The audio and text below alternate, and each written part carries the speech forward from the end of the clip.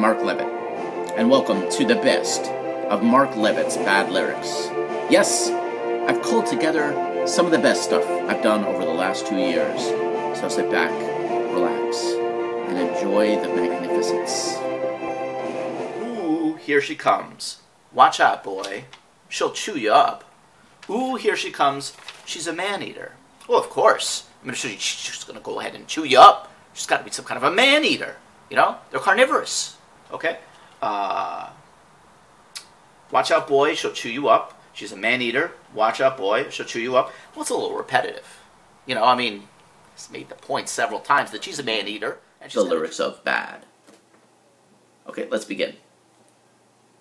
Your butt is mine. Gonna take you right. This song is about a gang, so I assume this is Michael Jackson's attempt to do some tough trash talking. It just sounds more like a sexual come-on, though, doesn't it? Your butt is mine, gonna take you right. It sounds like if you showed up on an all-male cell block, that'd be the first line you'd hear once you went into your new jail cell from your roommate. Your butt is mine, gonna take you right. So it sounds more like if that were projected at me, I would then be on the receiving end of some supposedly very pleasurable anal intercourse. Not how you doing, not how was your day, just hello. I've heard wrong numbers that had more of a point to them. I mean, this seems sort of stupid. So this guy is just calling to say hello. Okay. Then the next line is, I couldn't sleep at all tonight. And I know it's late, but I couldn't wait. Hello. Well, this conversation is going nowhere. So this guy is tossing and turning. It's late. And instead of doing what the rest of us would do, either turn on the TV, take some sleep-inducing NyQuil, the man picks up the phone, dials it, and just says it to the receiver, hello? He's like a monosyllabic pervert. What a jerk. I'm sorry, Neil Diamond, you are a basic. Hesitate is through. No time to wallow in the mire. Try now, we could only lose. And our love become a funeral pyre. Okay. So here he's trying to hook up with this lady. And his strategy is to claim that if they hesitate, if they put off, get nasty, then there's going to be horrible repercussions, and their love will result in a funeral pyre. Why does he take that strategy, though? Maybe it's just me, but the idea of dying in a blaze, in a funeral pyre, does not exactly make me horny. I don't know why he's using that as a way to induce this woman to come into his bed. It doesn't really make much sense. Okay. Next, I'd like to talk about the song 57 Channels and Nothing On. Okay. Now, they should have called this song 57 lines all saying the same thing, because it really doesn't say anything more than just the same thing over and over again. And I'm not sure we needed a song about the fact that Bruce Springsteen can't find anything to watch on TV. I'm not sure that was necessary. This is called A Horse with No Name. Now, couldn't they just call the song The Nameless Horse? Or is that too obvious? All right, let's start reading it. On the first part of the journey, I was looking at all the life. There were plants and birds and rocks and things. Well, things, that's real specific. There was sand and hills and rings. The first thing I met with a fly with a buzz. And the sky with no clouds. The heat was hot, and the heat was hot? So he's describing the heat as hot. Now, these are some brilliant lyrics. I mean, to describe heat as hot, I mean, you got to have a great imagination. I mean, was the cold frigid? Don't think me unkind. Words are hard to find. The only checks I've left unsigned in the banks of chaos in my mind. Checks unsigned in the banks of chaos in my mind. Wow. With this image, I'd like to make a withdrawal and close out my account. The man puts bank imagery in a song. Have you ever heard of that before? Bank imagery? No. Gordon Sumner, Sting, is the only man to ever do that, I think. I don't know. Maybe you can find another song with bank imagery. I think you'd be hard-pressed.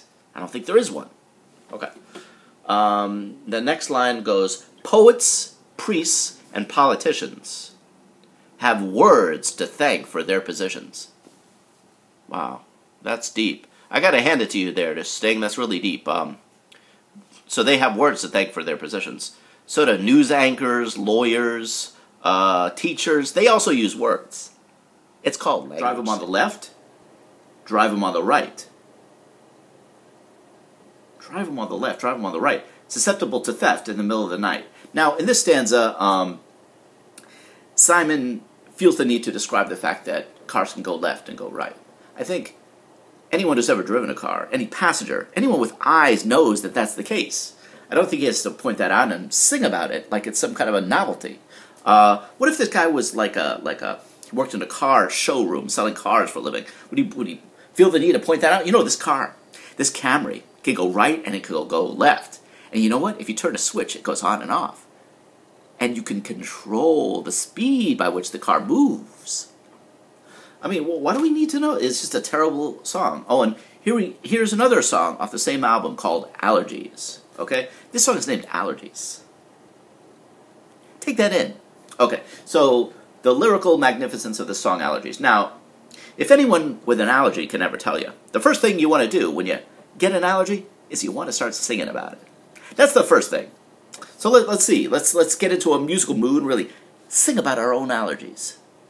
Okay, but anyway, now the question, why do birds suddenly appear every time you're near, is answered by the phrase, just like me, they long to be close to you. So the implication here is that birds just hang around good-looking people. Now, I'm no ornithologist by trade, but I've noticed that birds pretty much hang around people if you feed them, if you toss them breadcrumbs. Now, I don't think they hang around good-looking people. I don't think they care about looks. It's not like birds are aesthetically, interested. They're not aesthetes. They care about feeding themselves. And frankly, they're hungry motherfuckers. So they're constantly eating. Hear that, Cant? A hole in scrambled eggs. Okay, so he's there. He's staring a hole in his scrambled eggs. Okay, let's see if we can replicate that here. All right. So anyway.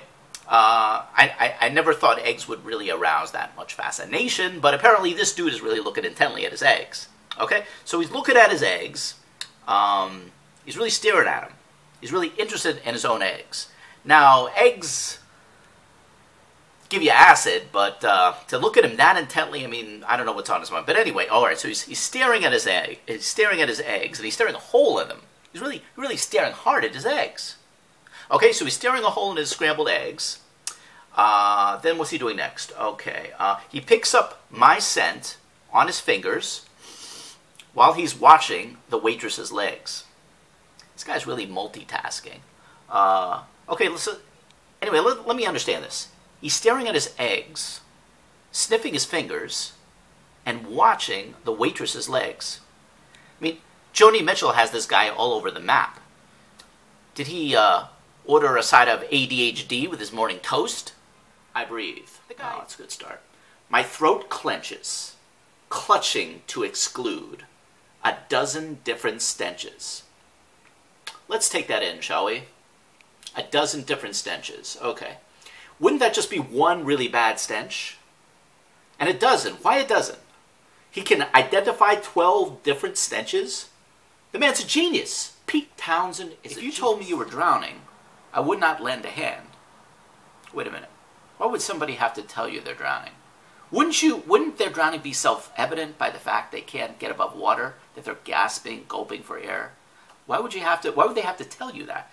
You know, I gotta come out with something here. I happen to be drowning. The water is getting over my... I mean, wouldn't their drowning, wouldn't their shouts for life be enough evidence? Okay. I think I've made my point here. Bustle in your hedgerow. Don't be alarmed now.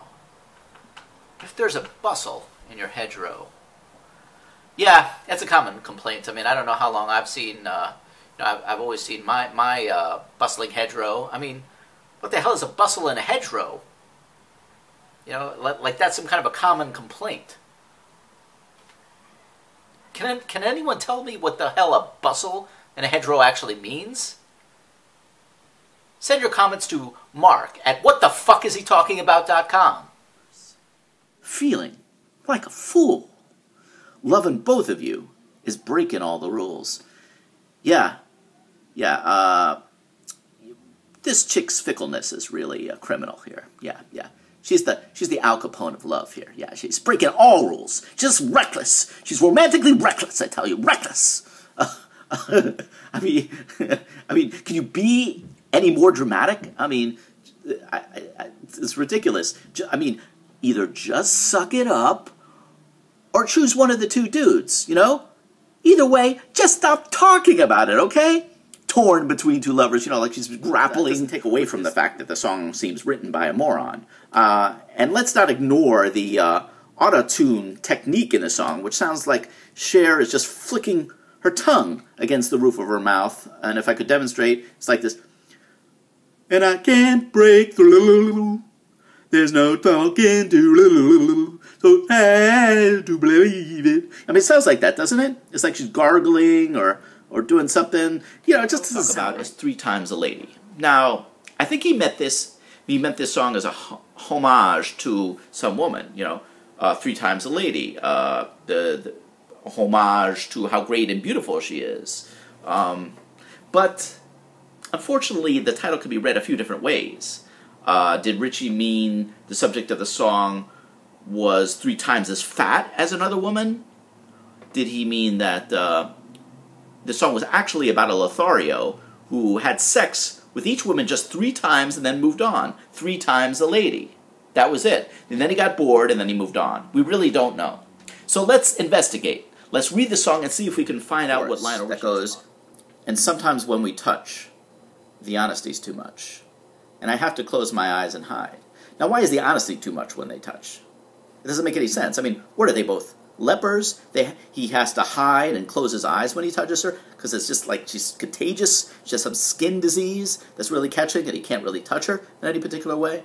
I don't really know. That's the only thing that I can glean from that. And if that's really the case, that they're both lepers, maybe they should just try phone sex. All right, let's start reading. There's a lady who's sure all that glitters is gold, and she's buying a stairway to heaven. Now, if it's heaven, why do you have to take a stairway there? Wouldn't you just float upward? I don't get it. And this lady wants to buy herself into heaven, right? But isn't that against the precepts of most religions? You know, the fact that money is exchanging hands. Wouldn't they take a dim view of that? You would think. Let's go on. There's a feeling I get when I look to the west. Oh yeah, when I'm looking to the west, I get that feeling. That westerly feeling. And my spirit is crying for leaving. Well, whose spirit doesn't cry for leaving? I mean, mine does. In my thoughts I have seen rings of smoke through the trees, and the voices of those who stand looking. So let me get this straight. There's some kind of like a cataclysmic brush fire, and these people are looking on, and they're seeing rings of smoke through the trees, and they're not doing a goddamn thing about it. They're just passerbys to this forestial, is that a word? Forestial Armageddon. They're doing that. If a picture paints 1,000 words, then why can't I paint you? That's like the worst opening line I've ever heard.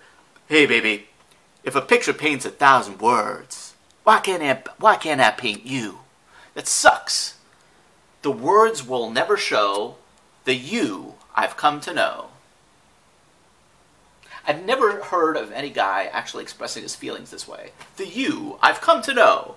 Why would someone talk that way? It's horrible. If a face could launch 1,000 ships, then where am I to go? That's a total non sequitur. First of all, he's talking about sea travel, and then he's going to, so what am I supposed to do about it? Well, one has nothing to do with the other. I think he's referencing the Greek myth, you know, where the face that launched 1,000 ships. But then he says, "Where am I to go?" It's like, I'll tell you where to go, brother. Into the party like you were walking onto a yacht. Your hat strategically dipped below one eye. Your scarf, it was apricot. It's an annoying detail. Who cares what color the scarf was? You had one eye on the mirror as you watched yourself gavotte. You walked into the party like you were walking onto a yacht. I have one simple question. How does one walk onto a yacht? And why is that different from the way one walks onto an escalator? I mean, do you walk differently? I mean, a yacht, as far as I know, has steps or a ramp. You're just walking. You're not walking differently. Like, oh, this is a yacht here. I'm gonna, change my whole walking style because, I'm on a yacht now. I mean, maybe, I suppose she was trying to intimate the guy was strutting because a yacht is a wealthy ship. So if this guy was walking onto a yacht, he was doing it, strutting arrogantly. But she could have just said that, couldn't she? Did she have to say he was walking like he was walking onto a yacht? Was that necessary? Okay. Let's go on to the next line. Then she says, you had one eye on the mirror as you watched yourself gavotte. What the hell is gavotte? I actually looked up this word because what is a gavotte? And I think what happened here is basically Carly Simon got stuck. She had included the word yacht in the prior line of the song, and she painted herself into a corner where she had to rhyme yacht with something else. So she looked up terms in a rhyming dictionary and came upon the word gavotte, because what a gavotte actually means is a French folk dance. So the chances that this guy walked into this party and then all out of the blue decided to gavotte are pretty freaking slim, especially since a gavotte is a 15th century French folk dance. So that would have been pretty ridiculous. He says, "Son, can you play me a memory?" Now, why would a drunk at a bar express himself that poetically? What, did Ernest Hemingway just walk in the door of the bar? "Son, can you play me a memory? Ha ha ha." La da da diddy da. La da dee da diddy da. What is that, filler? It just sounds like lazy lyric writing to me right there. Can't write a lyric for that line. Okay, let's read the next stanza. Now, Paul is a real estate novelist. What the hell is a real estate novelist? What, does he write novels about buildings? Yeah, that book about the Chrysler Building was a really classic. That was a page turner right there. It goes without saying that Manilow's lyrics speak more to women than men. I don't know why he said it. I mean, obviously it goes without saying. But anyhow, lyrics like, "Oh Mandy, you came and you stopped me from shaking." Now, I don't know of any man who would admit to shaking while kissing a woman, unless he was operating heavy machinery. Then you can see that scenario. Who live in their dark tents. Yep, it's America's favorite pastime, scoffing at monkeys. But isn't that why we go to zoos anyway?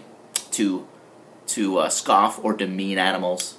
I mean, let's be realistic here. I mean, you could say, yeah, we go to observe them in their natural habitat and, bask in natural, animals and stuff.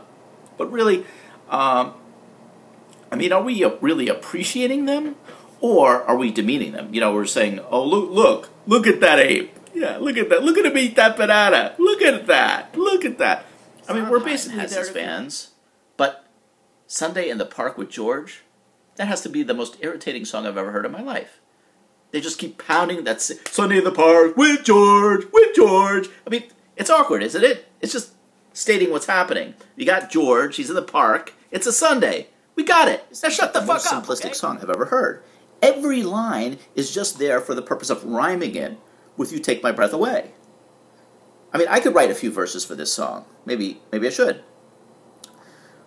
I'll sing them now to you. I prefer my swordfish flayed. You take my breath away. I had my college costs defrayed. You take my breath away. Like Santa on his sleigh. You take my breath away. I think you're a bit cray-cray. You take my breath. Well, this line is interesting because of its exclusion of mothers and sisters. He's only including whether you're a brother or whether you're a mother, you're staying alive. So the rest of them can go to hell. They can kick off. He doesn't really care. He's not including them in the song. Now, you could say, well, he may not have included them because it didn't fit in with the meter of the song. Well, let's test it out. Let's see if it works. Okay? Now, let's read it. Whether you're a sister or... Oh, let's go. Whether you're a sister or whether you're a father, you're staying alive, staying alive. So it still works. The line still works. They were just blatantly being unfair to sisters and fathers. 1,000 female body issues, and that being the song, I Think I Love You. It's the immortal classic, I Think I Love You, written by the same genius who wrote the classic tune, I'm Pretty Sure the Baby Is Yours. I Think I Love You. It's the romantic protagonist of the song. It's like he's giving himself an escape clause. I think I love you. All signs point to yes. I mean, it's looking real good here, but, you know, I'm doing a wait and see. We've established that we're all dust in the wind. What the hell are we supposed to do with that information? I'm dust in the wind. Okay. I mean, what's the point of doing anything in life if we're just dust in the wind? I mean, really, if we're as insignificant as that, why get up in the morning? Why do anything? What does it all mean? I mean, why should I use underarm deodorant if all we are is dust in the wind? Why do I need to pay money to buy something that's going to make my armpits smell sweet if all we are is dust in the wind? The song really doesn't go into that. It doesn't really explain, you know, then how to live life to the fullest if you're just dust in the wind. It just pounds over your head. Oh, there's dust in the wind. Everything is dust in the wind. People around me are dust in the wind. We're dusty people. You know, it's just the same point made over and over. Girl, you're every woman in the world to me. Now, this line just begs the question, how would he know what every woman in the world is like? I mean, even Wilt Chamberlain, who supposedly bedded thousands of women, wouldn't be able to tell you what every single woman is like, would they? So how can this guy? And then, let's say he did know. Let's say he had experience with every single woman in the world. And then was telling this girl, well, you're every woman in the world to me. That just means she's generic. Like, she is an amalgamation of all the women, but she doesn't stand out in any particular way. So that's kind of an insult. The lady met this fellow. The next line. What are we, in the 40s? This lady met this fellow? Like we refer to each other like that? And they knew it was much more than a hunch. That this group would somehow form a family. Really, they just form a family like that, you know. They would skip over the courtship phase, the marriage planning. They would just become a family. That this group would somehow form a family. That's the way they all became the Brady Bunch. So what's the takeaway here? That because they had 3 boys, 3 girls, that they had to get together and form a family because of symmetry. They weren't forming a dinner party. They were forming a family. Then in the song, it inexplicably switches into that spoken word poem entitled Late Lament. Kind of jarring, you know, especially if you're listening to the song on a Walkman and you're jogging along, and suddenly this guy breaks out in a freaking vocal poem. I mean, you're like, what the hell, man? I'm trying to exercise here. And they just tack it in. No, it's like they said musically, but wait, there's more. You know, after the song is done, but wait, we have a beautiful poem to give to you. Now, offering a poem at the end of the song is like tantamount to giving somebody an after-dinner mint. I've just had dessert, okay? I'm done. I don't really need anything else. I don't need a spoken word poem, okay?